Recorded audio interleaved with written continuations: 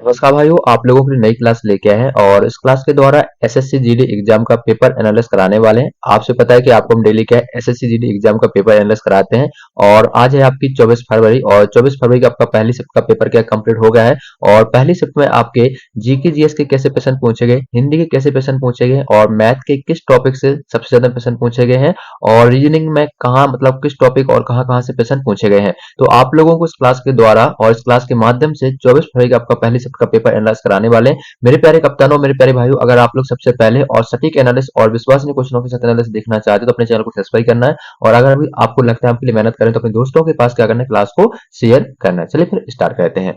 पहला प्रश्न है जो आपकी शिफ्ट में पूछा गया था, हरित क्रांति की शुरुआत अवधि क्या है। प्रश्न पूछा गया था कि हरित क्रांति की शुरुआत अवधि क्या है। इस प्रश्न का आपका सही आंसर हो जाएगा हरित क्रांति की शुरुआत 1966 में हुई थी। कब हुई थी? हरित क्रांति की शुरुआत 1966 में हुई थी। कब हुई थी? हरित क्रांति की शुरुआत 1966 में हुई थी। देखिए, बहुत सारे लोगों ने बताया, बहुत सारे बच्चों ने बताया कि सर हरित क्रांति की शुरुआत की अवधि के बारे में प्रश्न आया था और बहुत सारे लोगों ने ये भी बताया कि सर हरित क्रांति के जनक के बारे में पूछा गया था। अगर हरित क्रांति के जनक के बारे में पूछा गया तो इस प्रश्न का आपका सही आंसर हो जाएगा स्वामीनाथन। क्या हरित क्रांति के जनक कौन है? आपके स्वामीनाथन।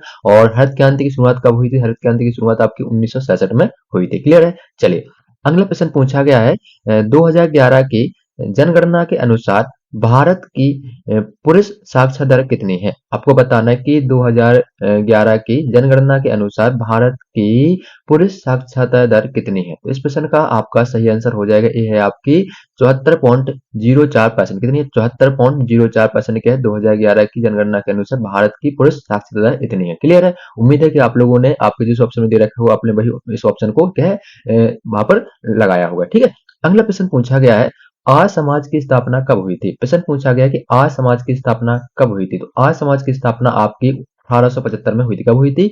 आर्य समाज की स्थापना 1875 में हुई थी। कब हुई थी? आर्य समाज की स्थापना 1875 में हुई थी। बहुत सारे लोगों ने ये भी बताया कि सर आर्य समाज की स्थापना के बारे में प्रश्न आया था और बहुत सारे लोगों ने ये भी बताया कि सर आर्य समाज के संस्थापक के बारे में आया था। अगर प्रश्न आपसे पूछा गया था आर्य समाज के संस्थापक कौन है, तो आर्य समाज के संस्थापक कौन है? ये है आपके स्वामी दयानंद सरस्वती। कौन है? तो आर्य समाज की स्थापना किसने की? तो आर्य समाज की स्थापना स्वामी दयानंद सरस्वती ने की थी। किसने की थी? स्वामी दयानंद सरस्वती ने की थी। अगर यहाँ पर प्रश्न पूछ लिया जाए कि वेदों की ओर लौटो, क्या अगर प्रश्न आपसे एग्जाम में पूछ लिया आने वाली सत्रों में कि वेदों की ओर लौटो का नारा किसने दिया, तो वेदों की ओर लौटो का नारा ये दिया था स्वामी दयानंद सरस्वती ने दिया था। किसने दिया था? स्वामी दयानंद सरस्वती ने वेदों की ओर लौटो का नारा दिया था। क्लियर है?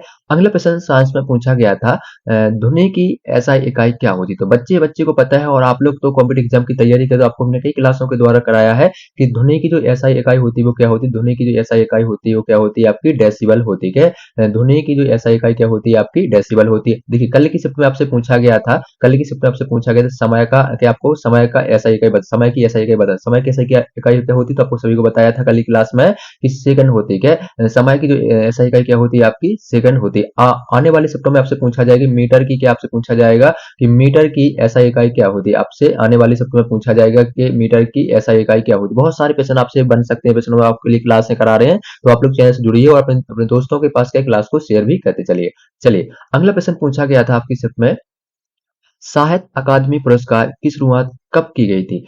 प्रश्न पूछा गया है और भाइयों ने बताया है कि साहित्य अकादमी पुरस्कार की शुरुआत सर ये पूछा गया था। तो इस प्रश्न का आपका सही आंसर हो जाएगा 1955। हमने भी उस भाई से पूछा था कि तुमने इस प्रश्न का आंसर क्या लगाया, तो उसने बताया था कि सर हमने साहित्य अकादमी पुरस्कार की शुरुआत हमारी 1955 में हुई थी। हमने की बिल्कुल सही है, उस बच्चे का बिल्कुल सही प्रश्न क्या इसका आंसर का बिल्कुल सही जवाब हो जाएगा। ठीक है, क्लियर है? चलिए, और देखिए अगर आप लोगों को इन प्रश्नों के अलावा कोई भी क्या आपको क्या क्वेश्चन याद है, आपकी शिफ्ट में पूछा, अगर आपका शिफ्ट में पेपर था, आने वाली शिफ्ट में आपका पेपर है, तो आप लोग अगर एक नंबर नोट करेंगे और इस व्हाट्सएप पे क्या करेंगे, आप लोग मैसेज करेंगे कि सर ये प्रश्न पूछे गए थे, जिससे हम क्या आपको क्या है अगले शिफ्ट का पेपर एनालाइज कराएंगे तो उसमें क्या उन प्रश्नों को सम्मिलित करें। नंबर नोट करेंगे सभी लोग, 7049 क्या है, 7049 86 क्या है, 7049 86 3891 क्या है, 7049 86 3891 क्या है, ये व्हाट्सएप नंबर है। इस पर क्या करना है आपको, अगर इस पेपर था आप लोगों तो इनके अलावा कोई क्वेश्चन आपको याद है तो इस पर क्या मैसेज करके बताइए। और अगर आपका आने वाली शिफ्ट में पेपर तो इसको अपने क्या मोबाइल नंबर पर सेव कर लेंगे। और अगर आपको शिफ्ट में पेपर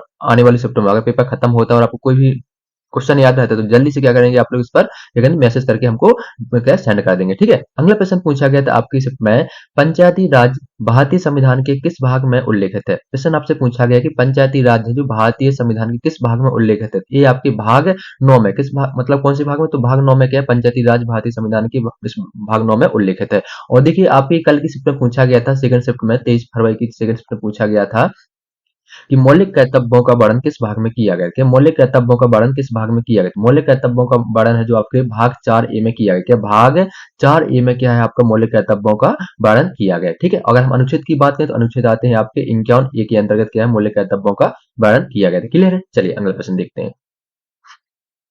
अगला प्रश्न आपसे पूछा गया था, आंध्र प्रदेश के राज्यपाल कौन है। आपसे प्रश्न पूछा गया था कि आंध्र प्रदेश के राज्यपाल कौन थे। इस प्रश्न का आपका सही आंसर हो जाएगा, आंध्र प्रदेश के जो राज्यपाल है वो कौन है, तो एस अब्दुल नजीर। कौन है आंध्र प्रदेश के राज्यपाल कौन है, तो ये है आपके एस अब्दुल नजीर जो आंध्र प्रदेश के कौन है राज्यपाल है। क्लियर है, अगला प्रश्न पूछा गया था कि लिएंडर आपसे पूछा गया लैंडर पेस किस खेल से संबंधित है। लैंडर पेस है जो आपके टेनिस खेल से संबंधित, किस खेल से, टेनिस खेल से संबंधित, किस खेल से, टेनिस खेल से संबंधित है। क्लियर है, अब देखिए हिंदी के भी प्रश्न मिले हैं, तो हिंदी में जो पहला प्रश्न पूछा गया तो बच्चों ने बताया है कि अहंकार का पर्यायवाची पूछा गया था। तो अहंकार के पर्यायवाची होते हैं आपके घमंड होता है, दर्प होता है और मान होता है और अम्भान भी होता है। अहंकार का क्या होता है, ये होता है मेरे भाई क्या होता है, ये हमारे पर्यायवाची होते हैं। तो उम्मीद करते हैं अगर आपका इनमें से कोई भी ऑप्शन में दे रखा हो तो अपने सही ऑप्शन को वहां पर चॉइस किया होगा। ठीक है, और अगला प्रश्न आपसे पूछा गया था कि अंधकार का तत्व क्या होता है। प्रश्न पूछा गया था अंधकार का तत्व क्या होता है, तो अंधकार का तत्व होता है आपका अंधेरा। क्या होता है, अंधकार का तत्व होता है आपका अंधेरा होता है। ठीक है, और अगला प्रश्न बताया है बच्चों ने कि सही प्रश्न पूछा गया था जिसे त्याग देना उचित हो।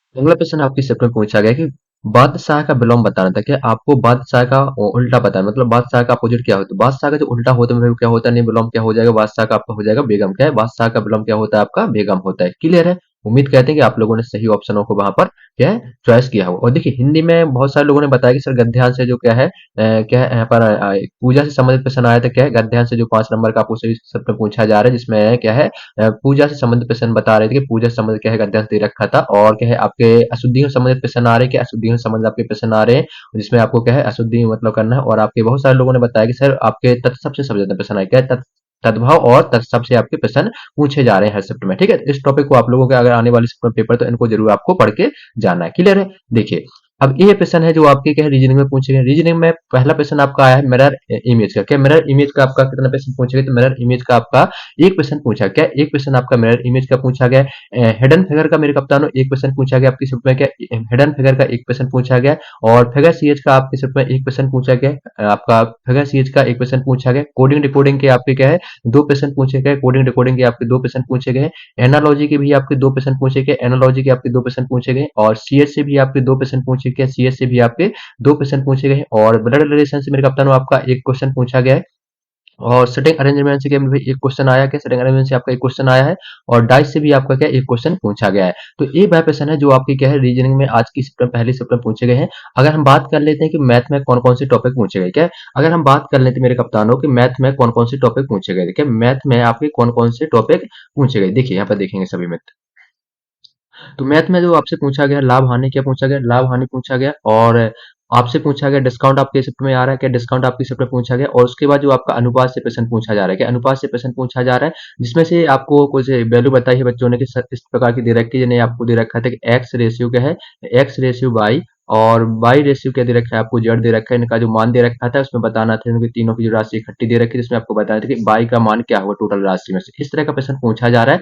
और लाभ हानि और परसेंटेज और आपका जो आपका सबसे ज्यादा टॉपिक यानी आपके 2 टॉपिक आपके ट्रेंडिंग में चल रहे हैं। एक आपका लाभ हानि हो गया, दूसरा आपका क्या है कार हो गया। और तीसरा आपका क्या है सीआई और एसआई हो गया। ये आपके क्या है बहुत ही ज्यादा मैथ में क्या है पॉपुलर हो गए हैं। ठीक है, और आपका जीके में जो सबसे ज्यादा पॉपुलर चल रहा है वो चल रहा है आपका कथक नृत्य। क्या जो आपका कथक नृत्य चल रहा है, क्या पॉपुलर आपको कौन चल रहा है, ये आपका कथक नृत्य चल रहा है। इसी प्रश्न अभी पूछा गया था कि कथक कहाँ का मतलब कथक कहाँ का शास्त्रीय नृत्य। कथक है जो आपका उत्तर प्रदेश का शास्त्रीय नृत्य है। कथक है जो आपका उत्तर प्रदेश का शास्त्रीय नृत्य हो जाएगा। क्लियर है, उम्मीद करते हैं कि अगर आप लोगों का पेपर था तो आप लोगों ने अच्छा स्कोर किया है और आप लोग कमेंट बॉक्स में बताना कि आप लोगों ने कितने क्वेश्चन अटेम्प्ट किए हैं। अगर आप लोगों को क्लास पसंद आई और आपको लगता है हम लिए मेहनत करें तो क्लास को लाइक करना, अपने दोस्तों के पास क्लास को जरूर शेयर करना है। हम लोग फिर मिलते हैं अगले सप्ताह के एनालिस्ट के साथ। जय हिंद, जय भारत।